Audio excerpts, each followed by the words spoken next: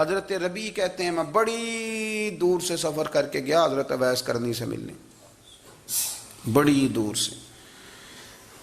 اور جب میں پہنچا تو فجر کا وقت تھا، تو حضرت اویس کرنی کو میں نے پا لیا، تو وہ نماز پڑھ کے نا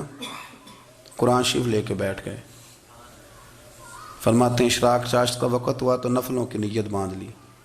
محدث ابن الجوزی نے لکھا ہے، فرماتے ہیں پھر جب زوال کا وقت ہوا تو مسجد میں جھاڑو دینے لگ گئے، ظہر کی نماز پڑھ کے تو عصر کی تیاری تک وہ مسجد میں بیٹھے رہے، اور میرے نبی پاک علیہ السلام نے فرمایا جو نماز کے انتظار میں بیٹھا ہو وہ نماز ہی میں ہے، وہ نماز ہی میں ہے۔ فرمایا میری دنیا، میری امت کی جو رہبانیت ہے نا وہ اتنی ہے کہ نماز کا انتظار کرے، اذان کے بعد نماز کا یہ راہب ہیں، یہ اس وقت چھوڑ کے بیٹھے ہیں سارا کچھ۔ فرماتے ہیں عصر تک انہوں نے اللہ اللہ کی، پھر مغرب تک کی، عشاء کی نماز ہوئی تو نماز پڑھی تو وہ تھک گئے، اب مجھے وہ فارغ ہوں مصلی چھوڑے تو میں ملاقات کروں نا،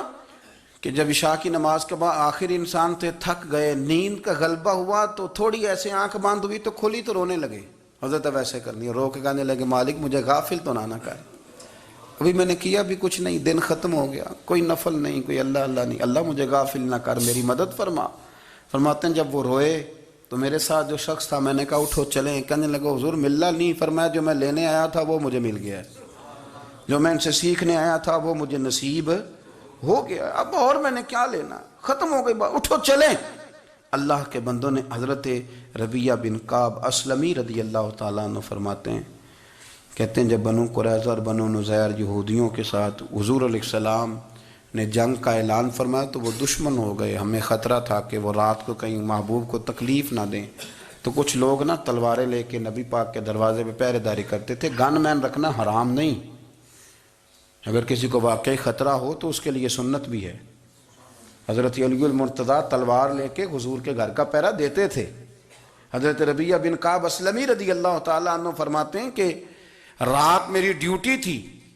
کہ میں حضور کے گھر کا پہرا دوں گا، تو فرماتے ہیں میں باہر سن رہا تھا، ساری رات ہی میرے نبی پاک نے اللہ کی تسبیح پڑھی، ساری رات، کبھی تسبیح، کبھی تحلیل، کبھی تحمید، کبھی تکبیر، ساری رات۔ فرماتے ہیں ساری رات حضور پڑھتے رہے اور ساری رات ہی میں سنتا رہا،